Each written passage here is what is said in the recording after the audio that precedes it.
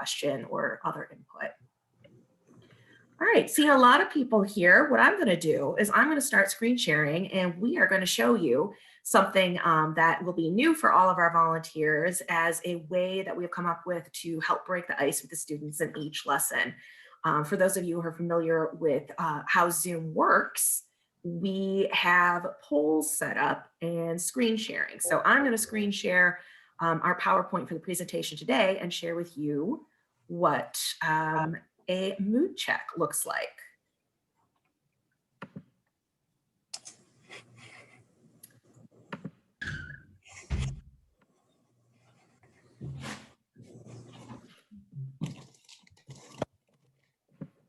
All right, can everyone see that up on the screen? All right, so take a look at that mood meter. And then as we're filtering in, I just popped up a poll, and this is very similar to what we use in the lessons. And everybody feel free to participate. Let us know how you're feeling today.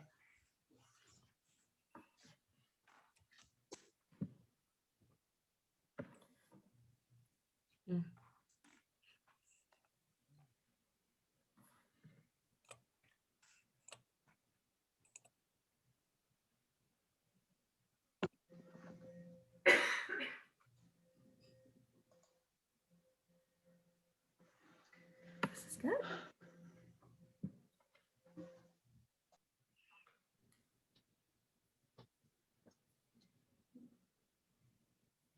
Sorry to see a few blues in there, but I understand. I'm hoping it's tired and drained at this point, because I think we all get that at this point of the year and this point in the pandemic. But nice to see a lot of yellows and greens too.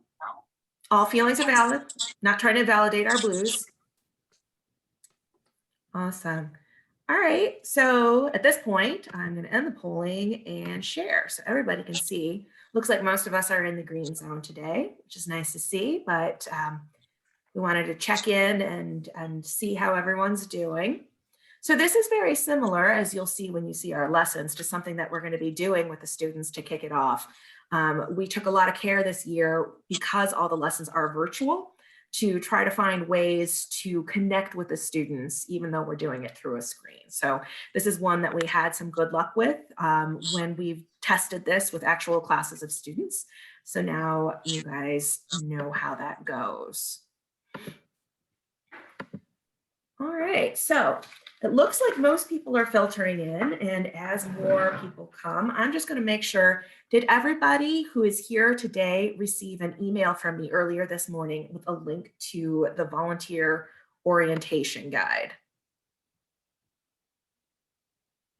I'm going to put it up in the chat just in case you didn't. So everybody, if you do not have your if you don't have your guide, then please go ahead and click on it as soon as I've been able to put it in the chat.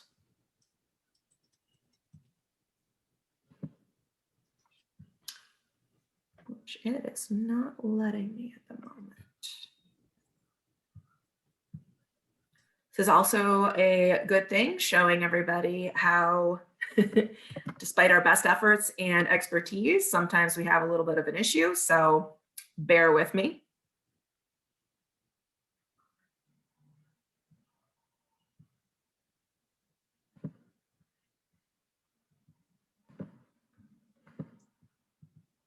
Okay.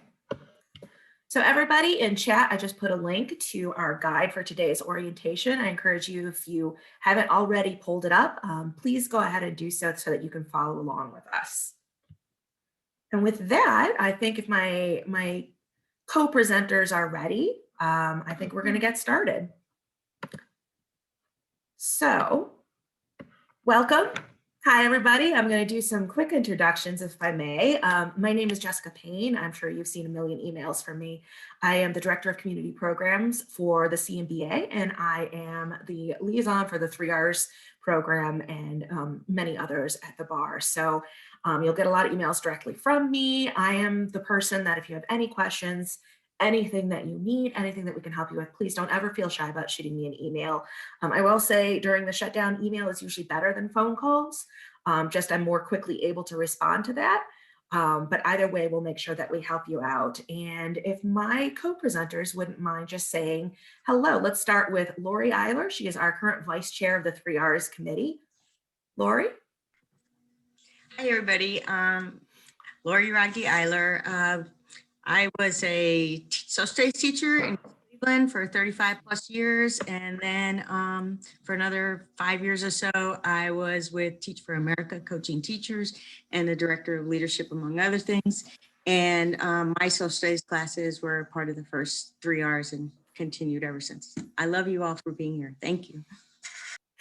Thanks. Kalita, do you mind introducing yourself? Not a problem. Good afternoon, everyone. My name is Kalita Sims. I'm currently with the Federal Defender's Office. I started with the County Defender's Office, and that's when I was introduced to 3Rs. David King, who I call him an OG of the Public Defender's Office, brought me in. So as soon as I started my legal career here in Cleveland, I also started with 3Rs. So my connection with 3Rs is definitely deep. And I'm grateful to be a part of this committee, and I'm glad to have everyone here today. Rich, do you mind? Not at all. Hi, everyone. I'm Rich Zeiger. I'm currently the ANN Assistant General Counsel at KeyBank. The program is 15 years old this year, and this is my 15th year with the program, as well as being on the committee, the steering committee for the program. And what I always past chair. And past chair. What I always say is that when we would go out to the schools or meet with the kids, this year meeting with them virtually, it's always the best day of my work life and the most enjoyable. I think I get the most out of it, of anything I do, and I hope you will too. And hopefully later we're going to have Frank Triazzi joining us. He's another longtime volunteer who was instrumental in helping develop our online lessons. He is also going to give us a more extended presentation on how you do this whole thing by Zoom and PowerPoint, which despite my fumbles just a couple of minutes ago, I promise you is a lot easier than it will seem before you leap in. Promise. Okay, so with that, we're going to give a quick overview of how the lesson works. We're going to talk a little bit about the curriculum. We're going to tell you about communications and where things are on the website. We're going to get some teaching tips. Hopefully at this point, Frank will be able to join us and help us learn how we use Zoom and Kahoot. We'll have a set point at the end for Q&A. But again, if you have questions, please don't feel shy about putting them in chat or coming off mute and letting us know if it makes more sense for you to do it in the moment. Okay, so when we do the 3Rs, these goals are things that have been a part of this since the very beginning of the program. What we want to do is we want to improve the understanding and respect for the students for the rule of law. There's a lot of misconceptions that are out there, and it's our role to sort of help clear the air. We help with graduation testing. And so every year we have tied our curriculum very closely to what the students need to know to pass their end of course exams now. And it used to be the OGT before, so that they can actually go ahead and graduate. And we've been very proud to see that the graduation rates have risen.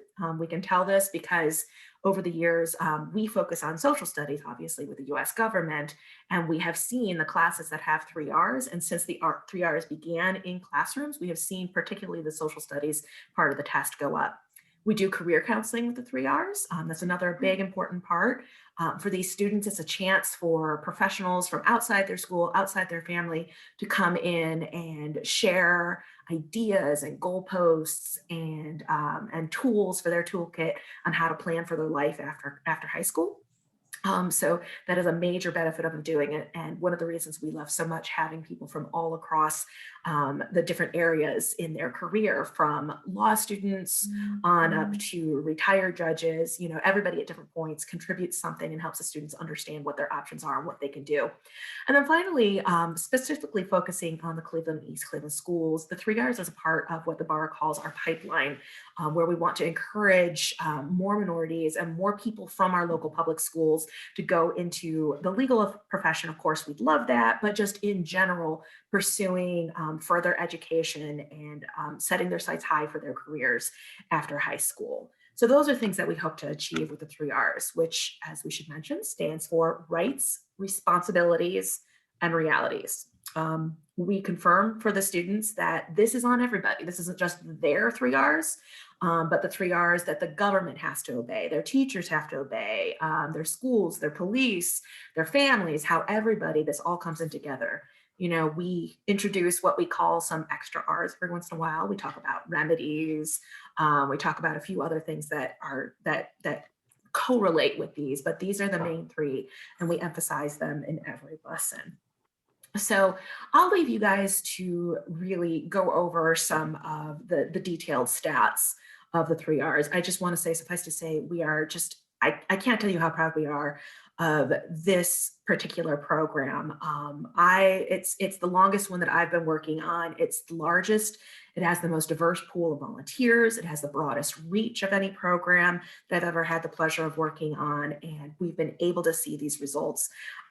Just this year, the BARB was incredibly honored to receive 2 more awards for our pipeline programs, of which, of course, the 3 Rs is a major component.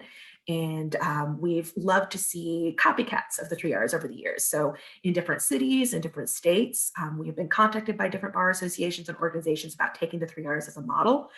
So this is something that, you know, is beyond us. This is something that even just a couple of weeks ago, as part of our Rock the Foundation fundraiser and celebration for the foundation that funds the 3 Rs, Chief Justice Maureen O'Connor, again, mentioned to our staff about how much she loves the 3 Rs and what an example it is for the legal community. So this is just here to emphasize that we are a part of something huge, and we are so happy to have you here for this. You know, we always like to put up a couple of quotes too, because we take a poll of the students each year. So these are actual quotes from students when they tell us what they learned from the 3 Rs. And this one about the armor is a couple of years old, but I like to include it just because I loved how that encapsulated what we really want to achieve with the 3 Rs, that they can think of the law not necessarily as something to watch out for, but as something that really protects them and knowledge that helps protect them. So in terms of how this all works, I see when we logged in, we had a fairly good balance of volunteers that I recognize who have done this before and newer volunteers. So thank you for everybody for joining us. This is hopefully going to be very informational for everybody because there is just enough different this year that it's helpful for you to be here and have the chance to ask questions. Obviously this year we have switched to virtual. This was planned as soon as, you know, at this point we're at a year. As soon as we knew that the classes were going to shut down and that there was going to be a statewide shutdown. You know, obviously March last year, we had no idea exactly where it was going. We still had high hopes that we'd be back later in the spring or we'd be back in the fall. But on our 3Rs Oversight Committee, a number of members of which are on this call as well, besides our presenters, we thought we needed to get on this right away just in case. And it did work out that way, that the schools did virtual lessons for the majority this year. Right now, both Cleveland and East Cleveland are in hybrid model, which means that they split up their students. Some are going to school for half the week and then half the week are doing this at home. But on our 3Rs committee, we have a number of school representatives from both of the school districts. So we are constantly keeping up to date on what works, how they can handle us, you know, the best practices, the best ways that we can reach the kids. And we can assure you for the rest of the year, whether it's hybrid, whether they have to switch back to entirely virtual, the students will all have computers and access. So we determined the very best way to present these lessons this year was through a combination of Zoom, like we're doing right now, and PowerPoint. So again, all the lessons are prepared for you. You don't have to create anything. You know, we've got the script ready for you. We'll send that out to you by email and have that available on the website. Everything is prepared. The PowerPoints are all set. The game that we play at the end is all going to be set up. You don't have to do anything extra other than show up and give it your best to engage with these kids. So we're going to go over how that's all going to work, but it is going to be virtual for the remainder of the year. We're keeping our fingers crossed for in-person next year, but for everybody's safety, we decided the rest of this year is definitely just going to be completely virtual. We are again matched with 11th grade US government classes. We cut the lessons down from 6 to 5 in recognition of the fact that our school year is a little bit shortened. The idea that it's, you know, going to be a bit more of a challenge connecting with the students, still doable and still a great way to reach them, but we wanted to acknowledge that. And this year more than ever, flexibility is really going to be key. So a lot of you have probably noticed we haven't published a calendar of lesson dates. We did that on purpose because with all the classes, you know, at different times, different days, even more so than any other year, it is incredibly important that our teams stay in communication with their teachers and work out what dates work best for them. We will do everything to support you. We'll help troubleshoot. We'll do everything. But it is definitely going to be key to be flexible. We're leaving it entirely up to the teams, and we'll talk more about time management and planning, but we're leaving it entirely up to the teams, whether you want to do 1 lesson a week, 2 a month, knock them all out in a week and a half or 2 weeks, whatever works best for your team and your class, because there's so much variability among classes this year. This is really, after talking with teachers and school administrators, the only and best way that the 3 hours work. And again, I promise you it's going to be easier than it sounds. So don't let that scare you. The way that this is going to be facilitated is we're looking at the composition of teams. So those of you who have done it before, we have teams again, where we have a team captain. And the captain's role is going to be very similar to how the captain has been in the past. The captain is the person who is mainly in charge of communications. So the captain is the person who will reach out by email to the teammates and your teacher and say, hey, everybody on the same page. Let's find some dates that work, you know, check in with your team ahead of time and say, you know, are we all set? Do we have any questions about how this works? Hopefully organize a practice session before your first lesson with the students. So the team captain is really the point person for organization. We're going to let everybody, of course, know and have the contact information for everybody on your team. We will designate who the captain is. We can always use more people who are willing to serve as captain and even as backups. We've had teams that have co-captains, so don't feel it has to be just one person. But it's not that much more of a time commitment or an ask, but it is hugely helpful in the smooth running of the program.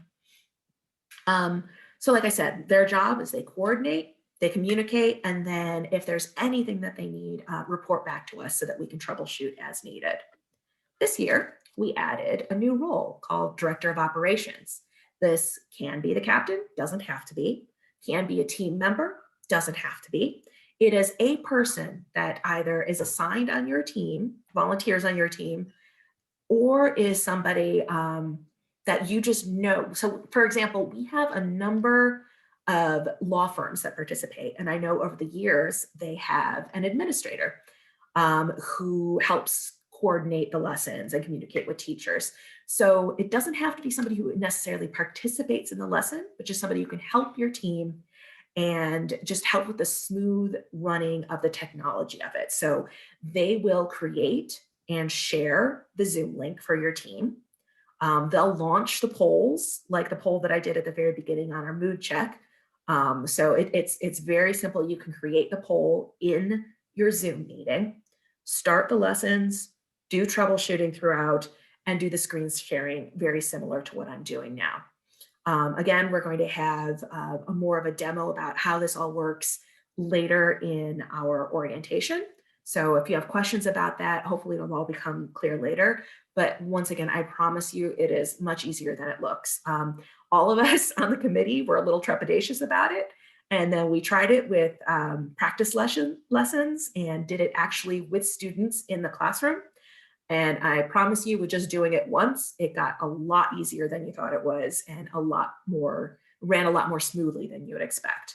And the thing is too, teachers have been doing this all year. Students have been doing this all year. Everybody knows somebody's going to have a cat filter. Somebody's kid is going to wander into the frame. Somebody's internet is going to drop. Everybody understands, and there's no pressure to get it perfect. Just that we want to try it. I promise it's not as hard as it sounds. I'm going to pause for a second to see if anyone has any questions before we move on to the curriculum. I don't want to keep talking over everybody, but I do want to just be mindful of our time. Anybody? Okay. Well, at this point then, Rich, if you wouldn't mind jumping in and helping share about our curriculum. Sure, happy to. So your instruction guide is composed of scripts for each lesson. These scripts, read like a script, and they follow the PowerPoints that you'll be using with the students. The important thing I think to remember about the lesson guide is, and these scripts, is that don't read off of the scripts if you can avoid it. Use your own words. Feel free to embellish as necessary, and that's the best way to make it personal. But keep in mind that the goal here is to get the students to talk. You want to engage them in conversation. You want to hear their ideas. You want to hear their answers. And sometimes that works. And for those of you who have done this before, sometimes it doesn't work, and you have to prod them a little bit. But the idea here is to just use the script as a guideline. But it does follow a set pattern. As I said, it follows the PowerPoints. So you can actually use the PowerPoints as a guide of how to flow through the day's activities. So put the stuff in your own words. Be careful not to talk too much. We want to hear them talk. We want to hear them think, how they're thinking, and with the answers they come up with. There are some additional materials where they can do a deeper dive into the materials, into the subject matter that you can refer them to. Those are also going to be part of the script. You'll be able to find that. There are optional activities if you have time. And time is something that we're going to be talking about. I think all of us will be talking about a little bit. Because as we know, there's a lot to go over. We have a lot of new hypotheticals that the kids are really going to enjoy. We have a lot of new introductory aspects to the materials themselves, like the icebreakers and the myth versus fact approach to get them involved a little more. So their time becomes critical, and feel free to adapt the script to your time. If you feel you can't do certain parts of it, just skip those parts and go on to the parts that you think you need to get through. Again, the script is a guide more than anything else. So again, this year we have, as just pointed out, we have 5 lessons instead of 6. It's a full group format, which means that everybody's going to be on at the same time. There is an ability for breakout rooms. As you'll recall from past years, if you were a volunteer, we broke up into small groups and worked with the kids in small groups after an introduction. This year, because of the technology and the timing, we felt that it wasn't necessary to make that compulsory. So the format is a whole group session. If you feel that you have the technological capability and the teacher has the will, and you think it's advisable to break out into small groups, feel free to do that. But you'll see that in your script. You don't necessarily have to follow it. So then we get to, we mentioned and just mentioned a few of the activities for engagement. So we have the mood meter. We have this myth versus fact approach, which is kind of cool. We give them a statement to start out about the particular area of the Constitution that we're going to be talking about. And we ask them, it's basically true or false, and we ask them to vote. So it really kind of gets them teed up for what's coming. And that's something new that we're going to do this year, and I think it's really positive. See what else we got here. Yeah, so here's the curriculum. Now, before we get to the curriculum, I should mention that there is a video. As we all know, we've had a video introduction to the 3 R's every year, and it's been updated a couple of times to reflect the current people who want to comment about the 3 R's and our approach. And this year, instead of showing the video at the very start of lesson 1, we're going to ask the team captains to talk to their teachers to see if the teachers would show that video ahead of time, so that the kids will have an understanding of what they're getting into as they jump into lesson 1. But as you can see on your slide, there are 5 lessons. Some of them will look familiar. No vehicles in the park being lesson 1. Kalita, you want to talk about lesson one? Certainly. Thank you, Rich. One thing I just wanted to continue from what Rich was saying is find your flow.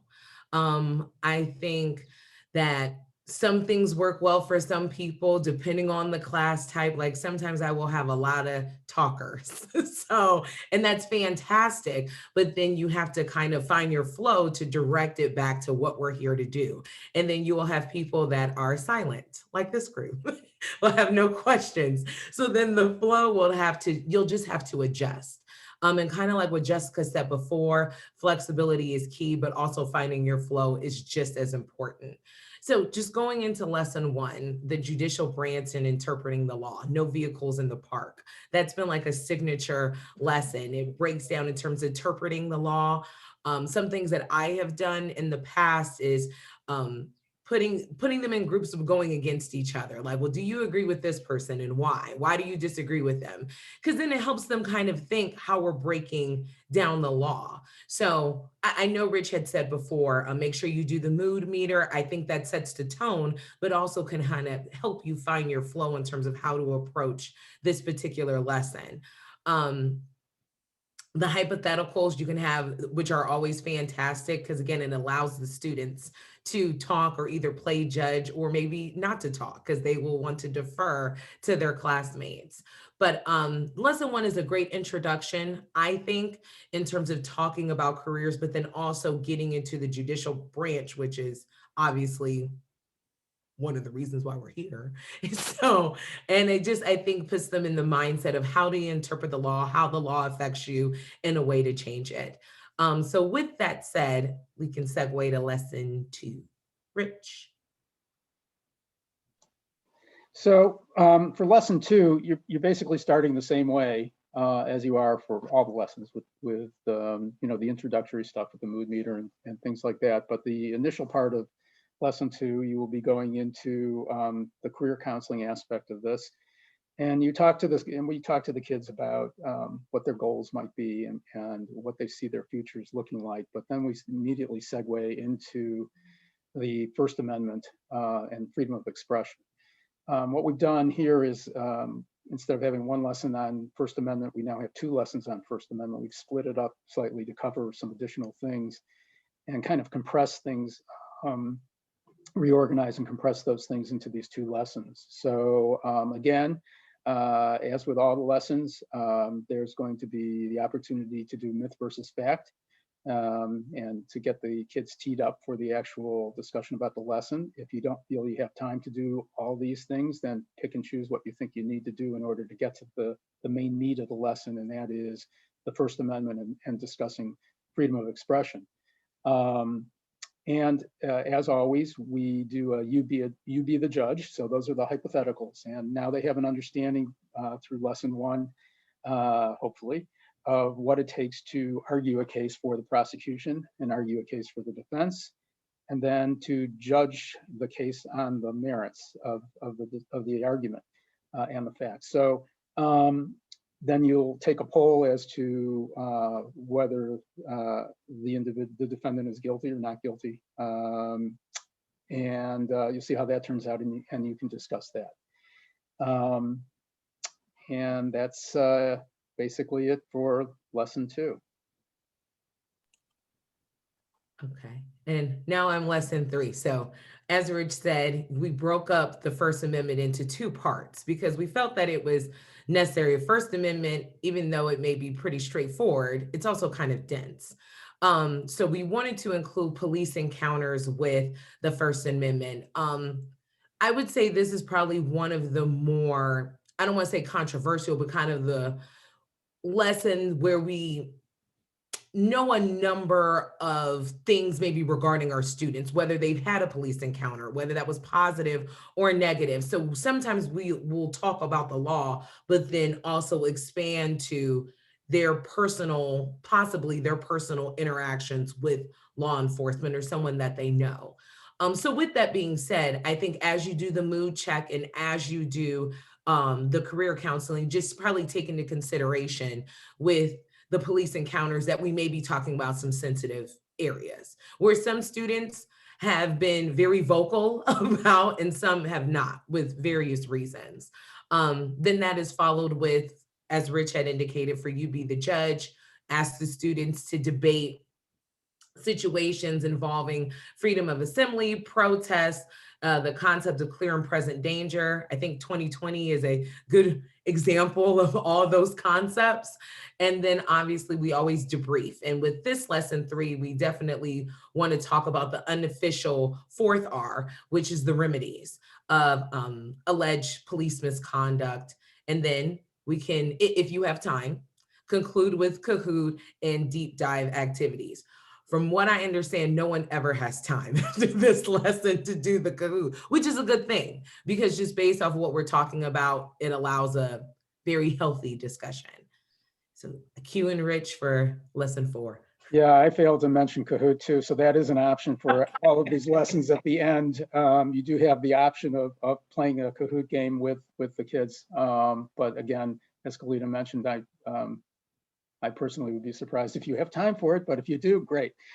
So that moves us into lesson 4, which is 4th Amendment, search and seizure. And we've changed this lesson a bit from past years. In past years, we have focused very much on the requirements to obtain a warrant, and specifically reviewed the content of the application that's submitted. This year, we're focusing a little bit more on the actual search and seizures, with more of the you be a judge hypotheticals. This is always a favorite of the kids, although with the rewrite of all the curriculum, I think they're going to like all these lessons. But this one should continue to be a favorite. They get very excited about it. Some of them have some personal experiences that they might be able to relay if they want to. Some of them don't. Understandably, but it's pretty critical, where we explain here what we do, go over what the requirements are for a warrant. We do talk about what the exceptions are for the necessity to obtain a warrant, and then we also talk about remedies for illegally obtained evidence. So it's a very high-powered lesson. But basically, you're still following the same format as in the other lessons. You have your introductory part to kind of suck the kids in. Then you have the explanations following the PowerPoint of what the law is, and then the hypotheticals of making decisions based on what they've just heard. And we'll go to lesson 5. Okay.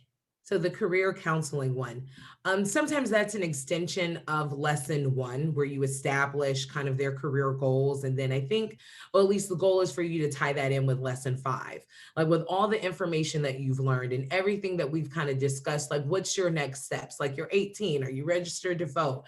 That's kind of like what we use lesson 5 for. So to focus on career counseling, but also maybe tie up any other topics or issues that you may want to discuss with your students. Sometimes lesson 5 can go long because they're like, well, I had a lot of questions and we need to continue on with what we discussed before. So just leave room again for that. Find your flow and then be flexible, as Jessica had said early before.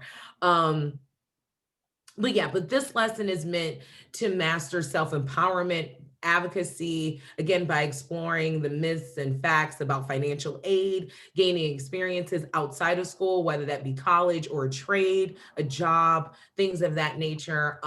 Sometimes some students will ask you to help them with their resume. So I think if you feel comfortable, there have been times where we provided our business cards to the students, or if students had questions in between lessons. If you feel comfortable in giving them, your information in terms of your professional or either personal email, I don't think that would be an issue as long as that's discussed with the teacher, especially as it pertains to these lessons. And then again, if you have time, you can conclude with a final optional Kahoot game, but you may also just want to leave room for questions, or just also an opportunity of what's the next step for your students. So with that said, I believe those are all the lessons, and I throw this back to Rich regarding communications. Yeah, before I get to communication, I want to mention one more thing about the lessons that I probably should have mentioned, or we should have mentioned, and that is Each of these lessons at the commencement of the lesson focuses on career counseling. And because of the schedule issues that we are going to be anticipating, in other words, you may end up having, as Jess said, 5 lessons in 5 days or 2 lessons a week, something like that. Everything is more compressed. You may not have sufficient time between lessons to develop the kind of thought process we want to have for career counseling. So it's going to be important for you to think about in advance what you want to do with the career counseling aspect of the lesson and how you can keep that moving forward, because we do want the kids to focus on their futures. And that's the one part that leads up to lesson 5 in each of these lessons, so that they can ultimately do a deeper dive into career counseling. So now we can go to communications, having said that. So the big thing on communications this year is, we are in a brave new world. We've never done this before virtually. We can anticipate, I'm anticipating all kinds of interesting technological issues that possibly could come up. And as Jess said, the teachers have done this before. They know what they're doing, and the kids are probably pretty sharp on this, but each of us, this is something new for each of us. So while we should have a director of operations for each of us, it's very possible that you may run into technical difficulties, and it is okay to postpone if you feel that you can't complete or start a lesson. Just the important part here is communicating with the teacher so that you and your teacher, your team and your teacher are all on the same page. If you have to reschedule due to technical issues, your internet drops, there's a power failure. Thank God we don't have to deal with snowstorms this year, but those are the kinds of things that are important to talk about. Feel free to adjust your schedule based on any kind of issues that you may have if you feel you have to do that. And it's important for you to communicate those issues back to the Bar Association. In fact, any issues you have, you should be relaying to Jess or to your team captain and then to Jess, so that the Bar Association is aware of the situation and they can, if necessary, intervene to help you. So that's what they're here for. They're here to help us. So make sure you talk to them. I think that's all for communications. I'll hand it back to Jess. Absolutely. So I mentioned earlier our website. Hopefully, those of you who are bar members, or even if you've not, you've gotten the chance to see our brand new revamped website. The address is the same. If you still type in this address, clemetrobar.org/3rs, you'll go directly to 3Rs page. That's the easiest way to find it. I'm going to say bookmark this page. We're going to post information there. We're going to have a lot of other ways of getting information for you, but that's the main way of finding that and of sharing too with people that you think, hey, I have a friend or a colleague that might be interested in 3Rs. I'm going to see if they want to join up and I want to shoot them some information. That's the good link to have. So that was a real brief one. I'm going to turn it back over to Kalita for materials. Okay, so if you have a dual screen, please use it for the 3Rs. That would just be so helpful. So instead of distributing the hard copy of materials, that thick stack that we would get every year, everything is going to be electronic, easy to access online, as Jess had indicated on the website. Definitely bookmark that. So again, one tip that I would suggest, even as we did a practice one, was having a dual screen. If you have the option for that one, probably putting a lesson on one screen and then the Zoom group on another screen. So that way you don't have to click back and forth. And then if your internet is as exciting as mine, sometimes it will work, sometimes it won't. So sometimes it's good to have a dual screen. One other tip that may be helpful is probably printing the instructor's guide, a script for the lesson, so that in the event your dual screen doesn't work, you still have a hard copy of it, and then again, find your flow. And then also, I think when it's printed, sometimes you can focus a little bit more in your Zoom group while having it next to you versus looking at 2 screens. Whatever works best for you, definitely make it work. And I think we're gonna go next to school information. So when you receive your 3 hours assignment, you'll be giving your school, your class time that's provided by the teachers for the semester, your teacher's name, along with your teacher's contact information. What I would recommend is to reach out to your teachers as soon as possible. So that way they know you, you know them. And if that way, if there's a schedule change, at least there's already contact that's been presented between the two of you. For more Just going to jump in really quick to Sorry. just give a little bit of timing information on that. Sure. Everything is flexible. Everything is dependent on what information we can get together from the classes and make the matches. But our hope is to start making matches by the end of the week, early next week at the latest. So you will get everything soon. Just make sure to watch your email. Make sure that you allow all emails from both the bar. We use MailChimp to get mass emails out. You also see ones from me. So just keep a watch for that. Sorry. No, you're fine. You're fine. So with that said, look at the email and contact them as soon as possible. So then that way you can get your first class scheduled as soon as possible. For more information about Cleveland schools, you can visit the CMSD website at clevelandmetroschools.org. For Shaw High School in East Cleveland, visit www.east-cleveland.k12.oh.us. It's on your guide. I'll just say that. I'm not going to be one of those people that read everything. You have the guide. But if you have any questions, you can certainly email Jess and then she'll address whatever you need.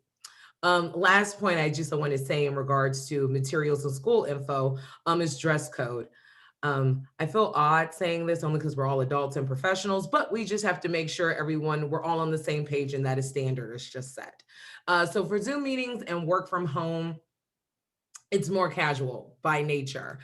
People are probably professional at the top and a party at the bottom. But we would just ask that volunteers please dress in a business casual at minimum, just to help foster a mutual respect and convey a professional attitude during your lessons.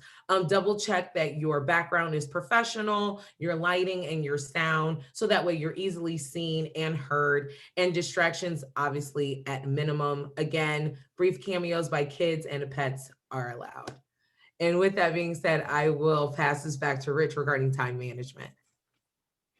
So, time is everything in these presentations, and the best way to manage your time is to be prepared. So I strongly suggest that you review the materials beforehand and take a look at the slides, go through the script, make sure you're familiar with them sufficiently to answer any questions, or to be able to say to the kids that that's a good question, I don't know the answer, I'll get back to you next time on that, so that you have an opportunity to look it up.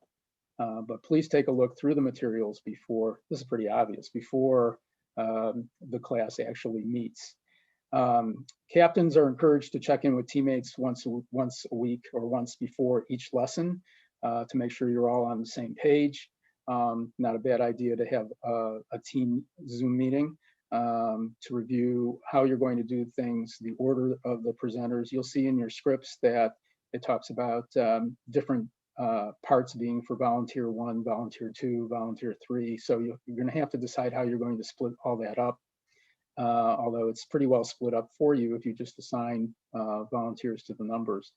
But that even makes it easier for you, because once you know you're number 4, you can really hone in on the hypotheticals for number 4 or the parts for number 4 and be ready to go when it's your time.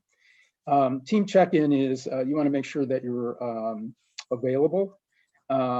So if for any reason you can't make a scheduled lesson, please let your team captain know in advance. These particular lessons, I think, are written in a way now that it is conceivable that one person could be the presenter for a particular lesson. But if you're not comfortable doing that and you're the only person on the team who can make the meeting, that's the opportunity for the team captain, if they know about it, to contact the classroom teacher and arrange another date.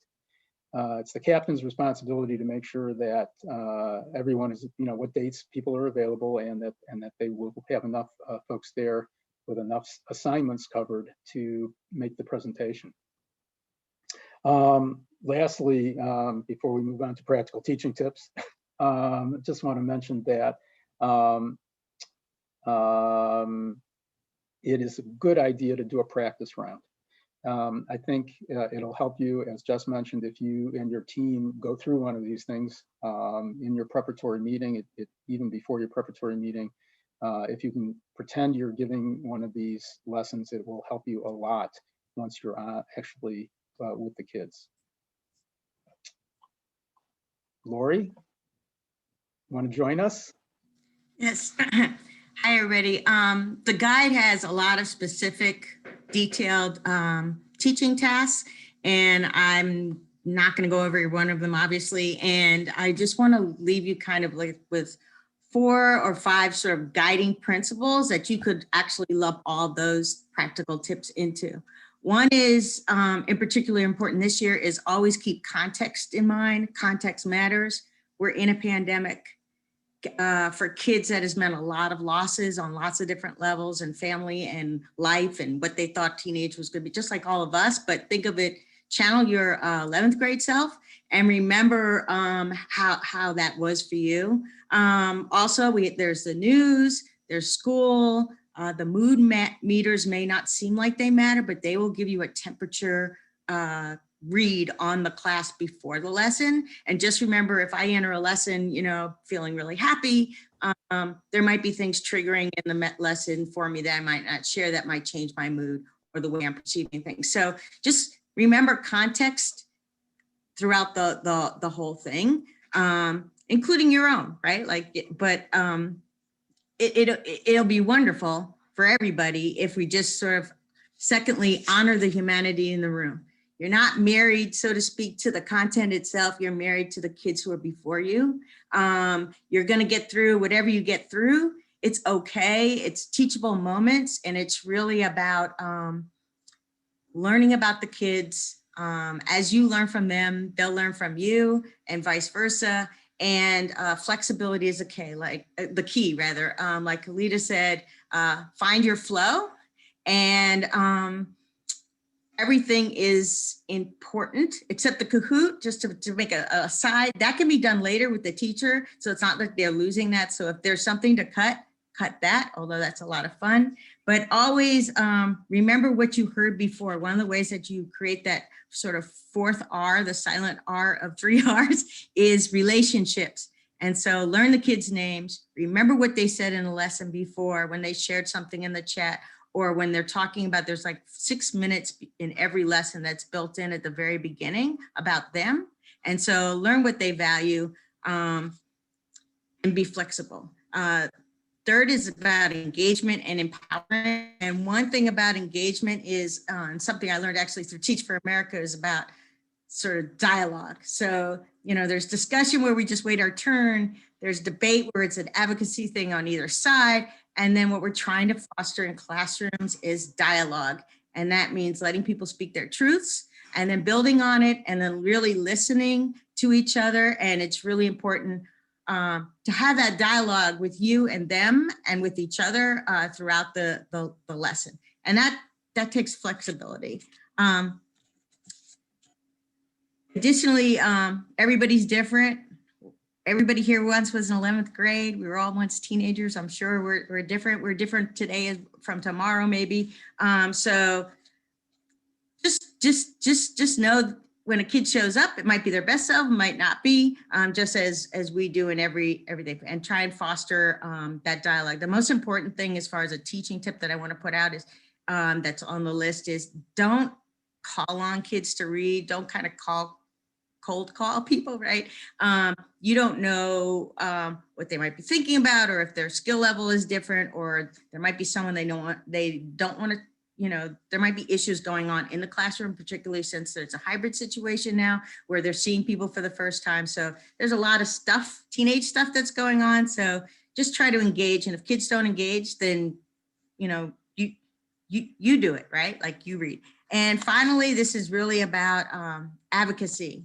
And advocacy, self-advocacy, and letting kids like navigate their dreams. learning how to navigate in the legal world. I used to say a long time ago, we think of social studies as trying to create star players for our democracy. And you don't become a star player by listening to the coach talk about it or watching people talk about it or watching the game. You actually do it by playing. And so that's why in these lessons, what I love about the 3 R's is it really allows kids to think and to apply what you're teaching them. And they actually get to become star players in the way that they get to navigate and do self-advocacy. And that includes their dreams and the counseling piece. Quickly, there was a social studies teacher a long time ago at Glenville who was at professional development with me. And he was talking about this kid in his class, Mike White. And if you're old enough, you know who that is, right? And he said, I remember Mike White telling me he was going to be, governor one day, and he was going to do this and he was going to do that. And this teacher was relaying the story. He said, oh, Mike, just worry about, passing government right now, right? And then at that time, Mike White was the mayor, and he said, dang, if that only said a different word, if that kid isn't my mayor now. And so I just want to say that whatever kids say in the moment, embrace their dream because it's their dream, and empower them to be self-advocates in it. Because kids grow up. Our first year, third year, our first 3 R students are leading. There's numerous examples, but in interest of time, I'm not going to go through that. And my push to you would be the Nike dream of 3 R's. Just do it. Okay. There's short time. And now yesterday was the moment, last year was the moment, but there's an urgency. Kids need you now. I'm done. That's exactly. I think Lori really went over pretty much everything else that we would want you to know from our teaching tips and classroom protocol. It takes patience, but we really are making a difference. As Lori mentioned, there are students who took the 3 R's in high school and are now practicing attorneys who are volunteering themselves and serving on our Stokes Scholars Committee and on our racial equity in the law work groups and making a difference in our community. So all it takes is this spark, and that's what we're here to do. So I definitely encourage you to look through that section that we talk about how else you can reach the kids. There's opportunities with Say Yes, there's opportunities with College Now. If you're in these classrooms and you think this is just not enough for me, because these amazing kids need us in every way, shape, and form, look into how else you can do it. Talk to us, we'll get you set up, and we'll make sure that you keep these connections going. So with that, what I am going to do is I noticed that Frank has joined us. I'm going to stop sharing my screen. Hopefully he should be able to share his. And we're going to take you through how you use Zoom. This is something that's particularly important for the directors of operations to know, but it is good for everybody to know. It is simpler than it seems. And that way you can jump in and help if needed. Hey. Hello, everybody. My name is Frank. I'm an attorney with the Public Defender's Office. As a quick introduction, I wanted to mention that because I'm not an IT person, and I know most people here are lawyers or teachers or both. And I just want you to know that the setup for the Zoom that I'm going to go over today is probably the most intimidating part of what we're doing. But I was able to figure it out, and I'm confident everybody else here will be able to do the same. So this is just a quick tip sheet for everybody when you're setting up the polls and everything and operating Zoom. I know everyone's Zoom experience differs, and I know we've been in the pandemic for a year by now, so some of this might be repetitive, but some of it might be new for people. So this is just kind of going into the logistics of how we can actually create the Zoom hearing to operate how we need it to for the meetings to go smoothly. So the first thing I wanted to mention about this, the Zoom account, the type of Zoom account you use matters. So the basic free Zoom account will not have the capabilities that you need to do the 3 R's meeting. So you'll have to have somebody in your team who has the like advanced Zoom account or whatever they call it, the licensed Zoom account, because that comes with extra capabilities. The free Zoom one, for example, those meetings only last 40 minutes, I think. So that alone isn't enough, but then you're going to see different options that are available to a host when you have that licensed account that are not available when you have the basic free account. So that's first thing first.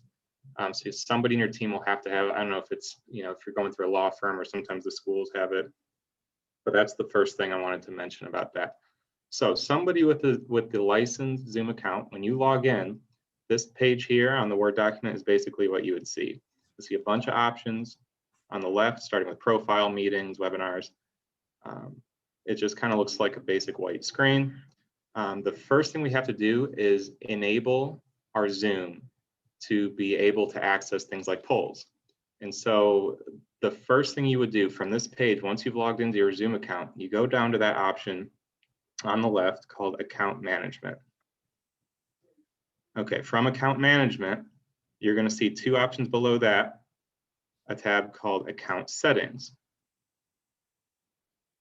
All right, and once you're in your settings, you're going to see a bunch of different, this thing will scroll for a while, the different settings that you're able to control. For example, the co-host, the meeting polls, always show meeting control toolbar, et cetera, et cetera. The one you're looking for is called meeting polls. And what you'll see is that the tabs on the right column right here, if it's grayed out, it means you do not currently have that capability. You need to switch the tab over so that it's showing blue. When it's blue, it means you're able to use that during the Zoom hearing. So you need to enable meeting polls by making sure that shows up as blue. Okay, once you've enabled polls for your Zoom account generally, then you can create your meeting. You schedule a meeting for whichever lesson plan that you're on. So if this was our first lesson plan, you'd select the option that says schedule a meeting, and you'll see it kind of in the top right here, the option to schedule a meeting, join a meeting, host a meeting. So you would choose the option that says schedule meeting. Okay. And you're going to see a bunch of different options below schedule meeting, a topic, the when, duration, time zone. None of that really matters. You can scroll down and select the save button, big blue button at the very bottom. Select save. Okay. Once you've selected save, you will see the basic meeting options that you have set up. It's mostly the default options that you've set up. And if you scroll down to the bottom of that page, you're going to see it at the very bottom, the function for polls. And you'll see in the very bottom, in a text box that says you have not created any polls yet. So that's how you know, first of all, you have properly enabled the polls, because it'll tell you you have not created any polls yet. And so from here, we can start creating our poll questions. And this is probably the most time intensive part of this whole thing. It's not difficult, but we did, at least for the first meeting, schedule, I think we created 13 poll questions. And you will have the option, you can copy and paste them. They're pre-created, so you don't really need to retype them or anything. But you do have to do one at a time.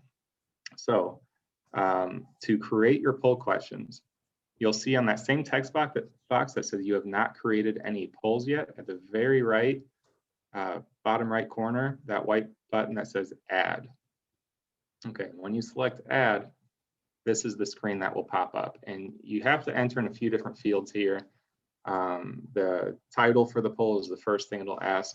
And since there's 13 questions, it doesn't really matter what you name your poll questions. I think chronological is the best way to go, like poll 1 or question 1, whatever makes sense to you. And that goes in where it says enter a title for this poll. And then in that box where it says type your question here, you can just copy and paste the poll questions that we've already set up, or you can hand type them, whatever you want to do. And that's where the question would go. And then below that, you have your options for your answers. So if the question we were typing in was the mood reader question, how are you feeling today? What's your mood? You would type in answer 1, red, answer 2, blue, answer 3, yellow, answer 4, green. And so that's where you'd place your answers. Now, a quick side note about the screen that you're seeing here, you'll notice between the question box and the answers, you have two choices. One is called single choice, one is called multiple choice. This you can basically just ignore. All that means is it's when you're asking a question, how many different answers are you going to allow the students to select? So it's confusing because you see the multiple choice option. Although every question we're asking is a multiple choice question, we're really only asking the students at any given time to select one answer at a time. And that's what the single choice means. So it does default to single choice. I would recommend not really touching that. Just leave it as is. Okay, and here's what it would, filled out what it looks like. Poll 1, what is your mood as we enter the lesson today? It's a single choice question, red, blue, yellow, or green. Okay. All right, once you've created that question, you're gonna see, it'll take you back to the page for the meeting that you've created.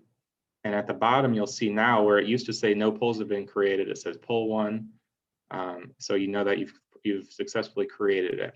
Now, when I mentioned that this was the most time intensive part, we have to go back now and add the rest of the questions. So you go back and press add, you create the second question, you do the same thing until all your questions are in there.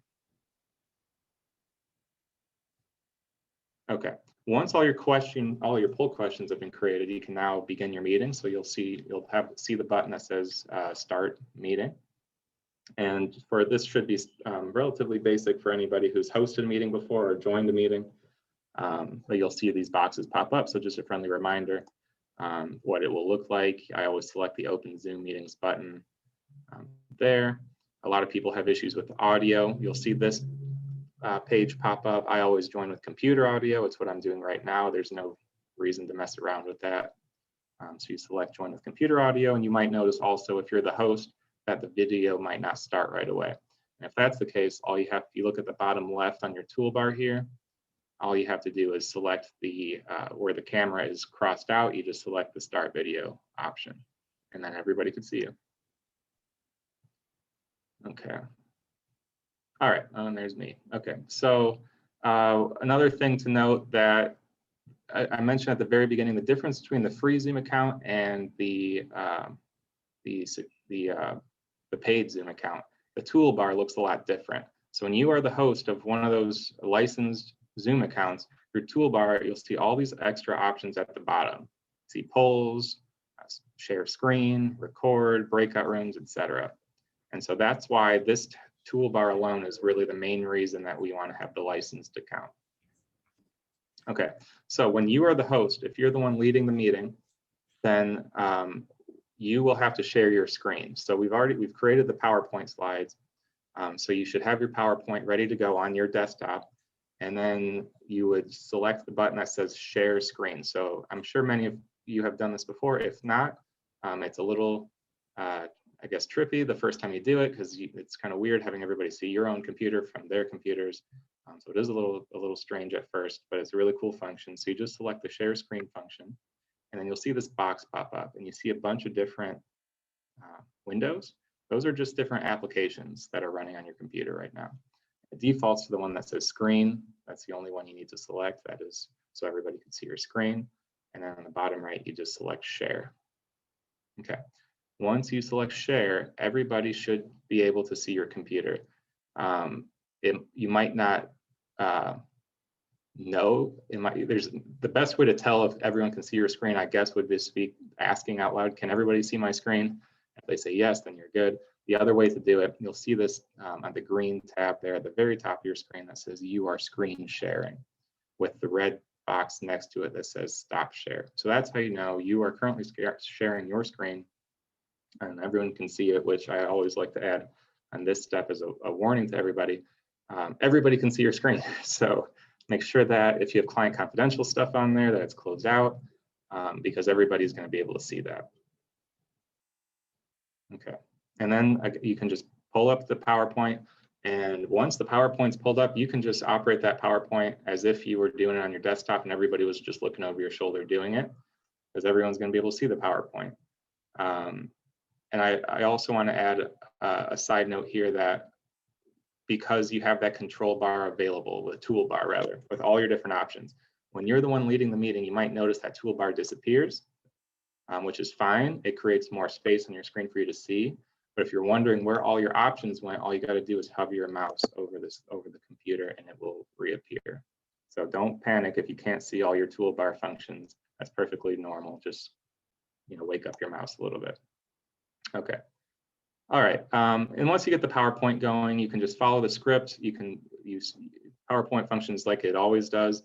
You can use the keyboard, the arrows on the keyboard to move to the next slide. You can click the screen, whatever it is that you're comfortable with PowerPoint, it works the same way. One thing I have noticed is if you're in a place with poor Wi-Fi connection, it might be a little delay between, because you're using a lot of bandwidth between sharing your screen and doing the Zoom. So if you click the next button, like to go to the next PowerPoint screen, there might be just the tiniest bit of delay. That happened the first time I did this and I started to panic. And but it works. You just kind of have to wait a little bit. Okay. Now, at some point during the lesson, you'll get to where your polls are. So we've already created the polls beforehand. So we did all the heavy lifting beforehand. Now it's just a time to launch the polls. So in your toolbar, you'll have that option that says polls. And then when you select polls, all the different polls that you've created will appear as an option to launch. So whichever one that you're on, select that poll. So we're ready for poll 1. You select poll 1, and then you would launch polling. So this is what you would see when you select your poll. And once you select launch polling, all of the students and everyone else in the Zoom will then see a similar box like this right here. And what you'll see is a couple different ways to end the poll. So in the green box here, it says poll 1 in progress. It's timing it. So you could give the students like, okay, here's, you have 30 seconds or 60 seconds to complete the poll. You can end it when 60 seconds have passed. Or you could, you'll see also here the percentage of people who've completed it. So you could say, just wait until 100% of the students have reported, because you'll see if you got 20 students, 3 out of 20 have responded, 10 out of 20 have responded. So it's really up to you how you choose to end your poll. And you could just do it arbitrarily too, it doesn't really matter, but those are the 2 main ways you could choose, either the timer or the percentage completed. And then once you're ready to move on, you would select the end polling button. And the results then would be shared with the group. So I mentioned also at the beginning, the heavy lifting is creating the polls. This part, Zoom is generally created to be very user-friendly. So once the polls are created, when you're doing this live, this part becomes very easy. And I do recommend going through this once on your own or with your group first to see how it works and to see the timing of it and to see what you're seeing and so you can see what everyone else is seeing, because that is the best way to make sure that it's working properly. But really, after that first time that you kind of do your test run, every time after that becomes much easier. I also just wanted to add as a side note, everyone should be familiar with the chat function. If you are the host and you've got all these different options and you don't immediately see chat, that's okay. You have a bunch of other options under the more. You see the little ellipses there that says more, and then chat's one of those functions. And a lot of students, they've been learning remotely for so long. A lot of them like to participate with the chat function instead of unmuting and asking questions. It's kind of, as a host, you kind of have to balance that out between the students who are asking you questions out loud versus the ones who are typing it. And I see, as I've been presenting, I've already, a couple people have chatted already and I've missed it already. So kind of have to be on the lookout for that.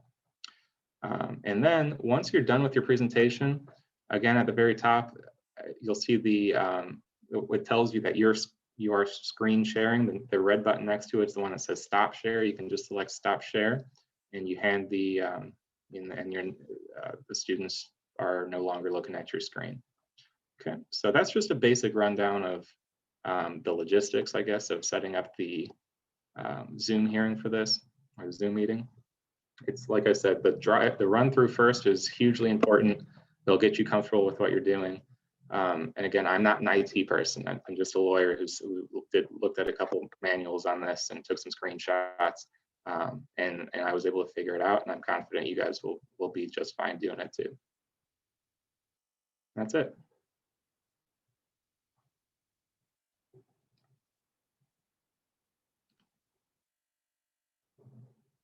Great. Does anyone have any questions? I know that we've had a couple come in over chat, so I'm just going to address one from Bart about where the PowerPoint must be saved.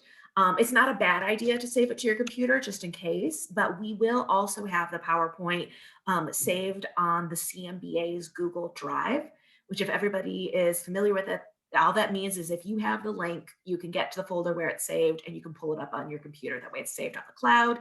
You'll always have the most current, most accurate version. So we'll make sure that that's accessible for everybody online as well. I know this is a lot. Thank you for your patience as we've gone a little past our time. I know some people had to leave us, but again, this video will be available. All of the materials, including the overview that Frank just gave, will be available electronically as well. Does anybody have any questions for us? Anybody? Feel free to come off mute, put it in the chat, anything you want.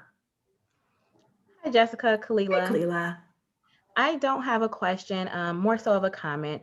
Just wanted to say that I really love 3Rs. I love the work that this committee does. I've been involved with it. And just a tidbit to add to what everyone else said.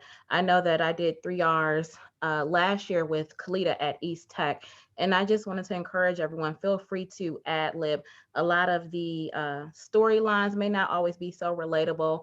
A lot of times we may have changed names of streets or, you know, changed who the characters were just to relate more to the audience we had in front of us. So we kind of, you know, departed from the scenario, maybe changed it up so that these students would be more interactive with things that they can relate to. So just, you know, a tidbit to feel free to do that. Yeah, absolutely. Absolutely. We really, really, really encourage that. You know, each year when we revise the curriculum, we try really hard to make it current, updated. And that's one of the reasons that we combined First Amendment with police encounters, looking at all the protests and civil activity over the last year. That's something that students will be really engaged and interested in. But 1,000,000%, there's always something new that came out in the news, some new case, something that happened. And the more and more that you can relate it to something's going on in their lives right now, the better engagement you'll have with the kids. So absolutely. Jessica, Hey, Jack. what are the class sizes the same as they've been in the past? In other words, are we anticipating a class could be as large as 13 to 20 students? Yeah, that's going to be all over the board too. I'll be honest with you. And some days you'll have your full class, which could be 20 students. Some days in terms of who's participating and able to get online, it could be as few as 5 to 8. That's one of the reasons that flexibility is key, and also one of the reasons that we jettisoned the small group format for the teams, so that it's all going to be done in this sort of large group without going into a breakout session and worrying about one volunteer per certain number of students. It's our ongoing mantra. Flexibility is key this year. Let me ask you then, how do you envision having, let's say, 17 students and an engaging topic like police encounters or whatever lesson you're on? I don't understand how with the Zoom function, we're going to have that many students and enable them to talk and at the same time coordinate 2 or 3 or 4 team members as well. Yeah, no, that's a really great question. And hopefully that'll be a lot more clear when you're able to see the script in front of you. The script is really just divided up so volunteers take turns talking, where it used to be, you know, individual groups conducting, you know, the volunteer conducting the entire lesson with just their small group. We take turns between the volunteers in helping the flow of the lesson.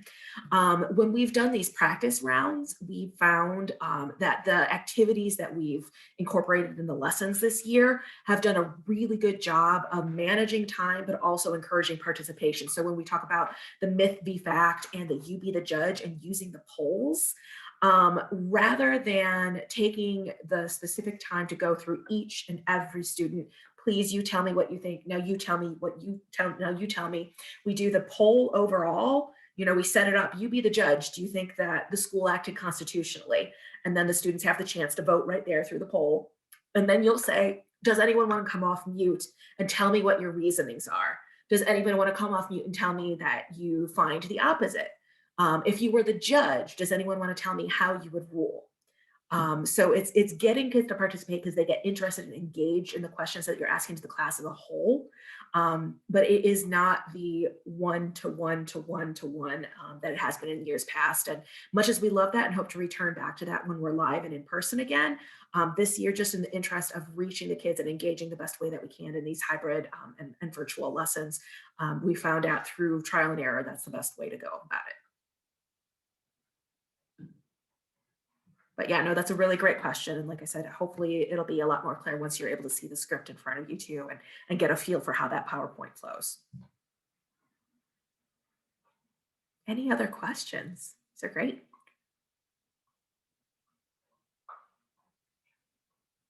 All right, well, I definitely encourage everybody to look at the chat too. Lori added some really good tips too. And, make sure, there are in general fewer students in these classrooms, Jack. I know in the past we've had some classrooms of upwards of 30 or 40 kids. We're not going to find that this time. I would say the most we'll see is maybe 17 to 20 students participating at any given time. And I would actually be surprised to see that too. This is not your last opportunity to ask questions. If you think of something, if you see the script when we mail that out to you, which we hope to get out an email in the next couple of days, if you have any questions, let me know. Contact any one of us here in the committee. If you know any of us, please do reach out. I keep promising, but this is actually much easier than it sounds. If you get that practice session in with your team, get this done, figure out how the polls work, it flows a lot easier.